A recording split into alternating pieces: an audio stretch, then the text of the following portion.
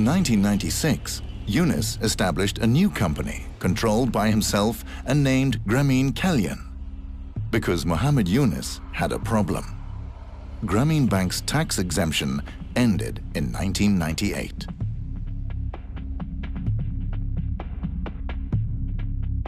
It is evident from a variety of documents we managed to obtain. Never before published, many of the documents are written by Muhammad Yunus. We can reveal that Yunus discreetly transferred more than $100 million from Grameen Bank to the new company Grameen Kalyan. The transfer took place in December 1996. Around $100 million, of which most came from Norway and other international donors such as Sweden, Germany and Canada, were returned after the transfer to Grameen Bank as a loan. In that way, the Poor People's Bank avoided paying tax. However, in February 1998, the Norwegian embassy in Bangladesh rings the alarm bell. By chance, an employee discovered that more than $100 million had been transferred. The embassy had not even heard of the new company, Grameen Kalyan. The Norwegian state aid corporation, NORAD, reacts harshly that the funds are missing from the Grameen Bank in order to avoid future taxation, as Muhammad Yunus writes. With gradual higher interest rate charged, more and more money will have to be paid out as taxes in future. Both the aid agency NORAD and the Norwegian embassy in Dhaka demanded that Yunus paid back all the money to Grameen Bank. However, and in spite of massive pressure from the Norwegian authorities, only around 30 of the $100 million was returned. In a personal letter to the then director of NORAD, Muhammad Yunus warns about the consequences should the matter go public. Dear Tove, I need your help. If the people within and outside government who are not supportive of Grameen get hold of this letter, we'll face real problems in Bangladesh. And NORAD kept their mouths shut. They stamped all the documents confidential. The case should be resolved as soon as possible so that it would not be known.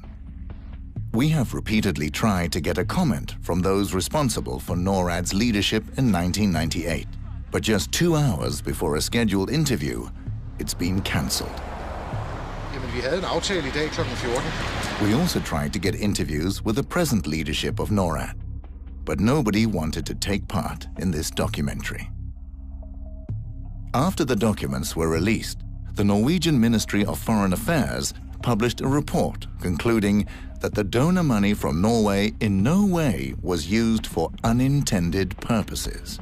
As said, only less than a third of the $100 million were transferred back to Grameen Bank. What happened to the remaining donor money? One can only guess. The official report from Norway does not give any substantial answer. Welcome back to the third episode of the exclusive interview of Tom Heinemann.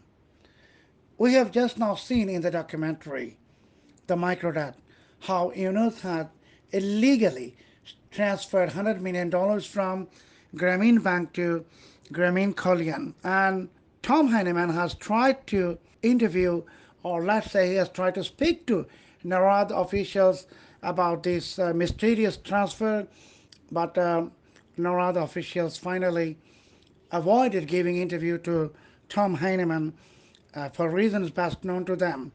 In the second episode of this interview, Tom, you have said that as investigative journalists, we have to always dig into the truth. Last year, when we came to know that Grameen America has appointed Jennifer Lopez as his brand ambassador, we published several reports on this matter, and finally Jennifer Lopez silently disassociated herself from Grameen America, and there has been no further announcement either from Grameen America or Jennifer Lopez about the reasons why she has disassociated herself from this project. So this is one thing. Another thing is, like in Bangladesh, there is a perception, wrong perception. Everyone thinks in Bangladesh that Yunus is world famous, while in the world people think Yunus is the savior of poor in Bangladesh. Why Bangladesh people think Yunus is world famous? Actually, he is world famous because he got Nobel Peace Prize, he got many accolades and awards, but no one except you, no one, even not the so-called mainstream media, they never came to Bangladesh and checked what is really happening in Bangladesh. With Grameen Bank, you are the first person to expose what is microcredit. When you have exposed it at a time when the whole world was singing in favor of microcredit and Muhammad Yunus. So, I mean, Bangladesh, yes, during the past 15 years, things have changed a lot in Bangladesh. There is a government under Sheikh Hasina, which has done a lot of development. And Sheikh Hasina has also given shelter to 1.2 million Rohingyas in Bangladesh. For a country like Bangladesh, we are not wealthy nation. So having refugees of 1.2 million for years from 2017 until today is not an easy job. So people are not talking about that. They are talking about Yunus. Those who are praising him, including Hillary Clinton, they have definitely seen your documentary. And I've watched something else, that there is an effort to somehow getting your documentary removed from the YouTube and some other social media, because people are using your documentary and some other news channels are reusing it. So, I mean, there are some elements who don't want it to be uh, coming up in a bigger way, but it deserves, this microdata, it deserves to be on the bigger news platform in the world, in the United States, in UK, and everywhere. But I think you have done the job of an angel as an investigative journalist to the Can I poor add people. in something Yes, please. that what is really motivating me as an investigative journalist is not only to expose criminal networks, but also expose the ones that apparently or plays a role where they are the good guys. We as investigative journalists, we should also look at the good guys, meaning that labels on clothing that promises the consumers that it is fair trade, it is this is made by people who's paid a good wage. Look at the textile industry in Bangladesh. There's a lot to be done there. And this is the multinational companies investing huge amount of money to get their clothes, their textiles produced in a poor country like Bangladesh. And so I'm not only going for these type of stories, I'm also looking sometimes into what is supposed to be good.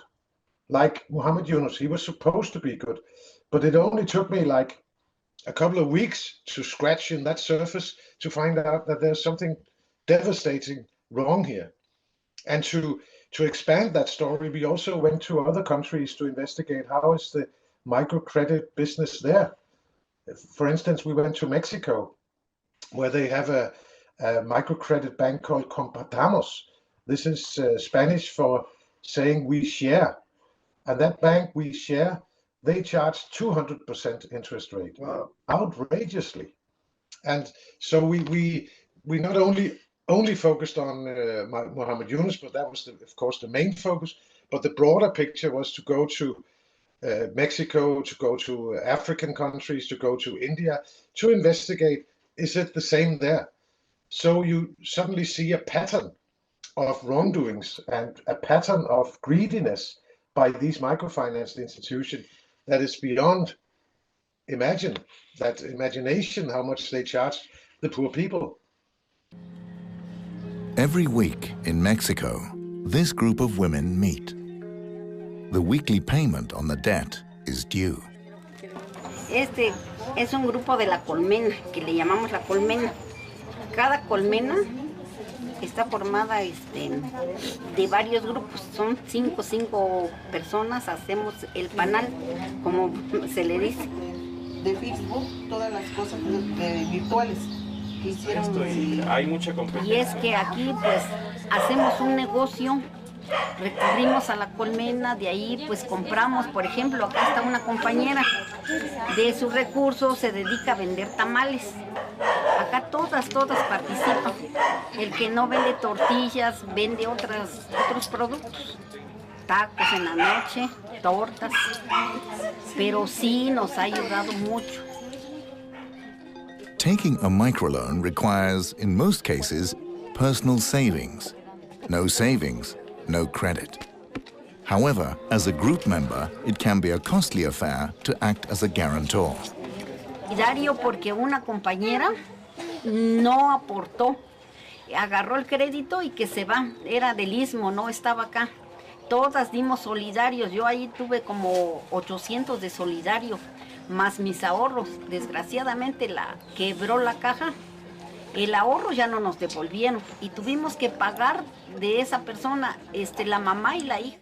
Just now, as you mentioned, that microcredit in Mexico, they are taking 200% interest, and microcredit in African countries, in some of the South American countries.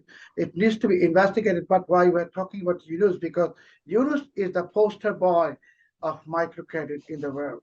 So we have to, first of all, tell the people what this poster boy has done. And of course, I do believe that following airing of this interview, there will be some organizations internationally who would be communicating with you to use your expertise in coming up with more documentary.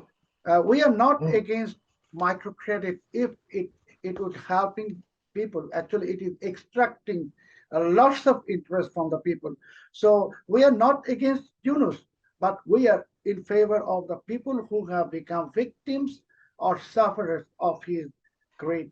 That is actually our point. We have no vendetta against Yunus at all. If he was doing good, you'd be saying he has done good, but he has not done anything good except for the lies and false information. For many years, BLiTZ has been publishing investigative reports exposing Muhammad Yunus and microcredit trap. Meanwhile, with the help of Tom Heinemann, we're getting connected to few more experts to learn more about this issue. We shall continue our investigative journalism and give voice to voiceless. Muhammad Yunus said that credit is a human right, but he never said that debt is a human right. But the other side of credit is debt. Every time you take a credit, you are in debt. Poor people don't like debt any more than you and I do.